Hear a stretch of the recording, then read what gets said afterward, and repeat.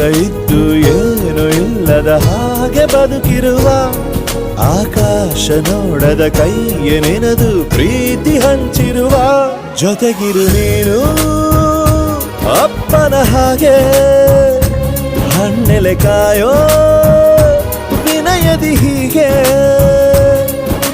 ನಿನ್ನನು ಪಡೆದ ನಾವು ಪುನೀತ ಬಾಳು ನಗು ನಗುತ್ತಾ ಬೊಂಬೆ ಹೇಳುತ್ತೈತೆ ಮತ್ತೆ ಹೇಳುತ್ತೈತೆ ನೀನೇ ರಾಜಕುಮಾರ.